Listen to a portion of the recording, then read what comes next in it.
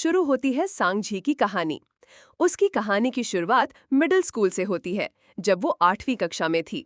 गणित की क्लास में जब टीचर पाइथागोरस प्रमेय समझा रहे थे, सांगझी का ध्यान खिड़की के बाहर था, जहां एक चिड़िया अपने बच्चों को दाना खिला रही थी।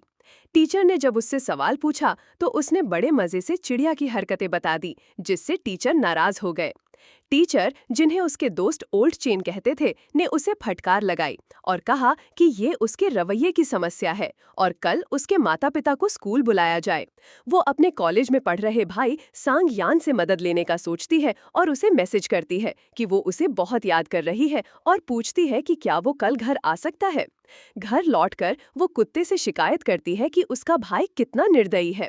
तभी माँ बताती है कि सांगयान घर पर है और उसे फल ऊपर देने को कहती है।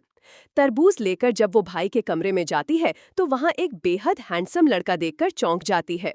उसे अपना भाई समझकर पूछती है कि क्या उसने प्लास्टिक सर्जरी करवाई है। तभी असली भाई पीछे से आता है और छेड़ता है कि वो सिर्फ तभी उसे याद करती है जब मुसीबत हो। वो बताता है कि ये उसका रूममेट डुआन जियाशु है। भाई बहन की खट्टी मीठी नोकझोंक के बीच डुआन जियाशु उसे फल देता है और कहता है कि भाई की बातों पर ध्यान न दे। फिर वो अपने पार्ट टाइम काम के लिए निकलने की तैयारी करता है। जाने से पहले सांगझी उससे कहती है कि वो उसके भाई की जगह स्कूल चले जाए, लेकिन वो बहाना बनाती है कि उसे सही जवाब देने पर भी सजा मिली है, जिस पर डुआन जियाशु को शक होता है। दरवाजे पर वो उससे उसका ग्रेड पूछता है। जब वो बताती है कि वो 8वीं में है और 14 साल की है, तो वो मजाक करता है कि 30 की उम्र में भी वो 18 की लगेगी। वो पलट कर कहती है कि उसकी लंबाई देखकर लोग उसे उसका बाप समझ लेंगे। जाने से पहले वो उसका स्कूल, क्लास और पूरा नाम पूछता है और रहस्यमयी अंदाज में कहता है, तो सांगझी, तुम्हें पता है हम अगली बार कब मिलेंगे?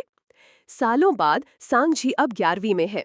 उसका भाई सांगयान घर आता है और कहता है कि उसे मेन कैंपस शिफ्ट होना है, जो उसके स्कूल के पास है।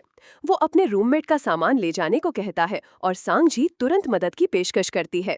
दोपहर को वो डॉम पहुंचती है और डुआन जियाशु से मिलती है, जो उसे चोर कहकर मजाक करता है क्योंकि उसके हाथ में उसका लोमड़ी वाला सॉफ्ट टॉय होता है। वो कहता है कि अगर पसंद है तो रख ले। वो पहले मना करती है, फिर ले लेती है। अंदर सांगयान उसे अपने रूममेट से मिलवाता है। घर लौटकर सांगझी खिलौना मेज पर रखती है और उसकी किताब द एंड ऑफ इटर्निटी देखती है, जिसे वो समझ नहीं पाती, मानो उनके बीच की दूरी का प्रतीक। फिर वो एक योजना बनाती है। भाई को कॉल कर कहती है कि डुआन जियाशु की कोई चीज उसके पास रह गई है।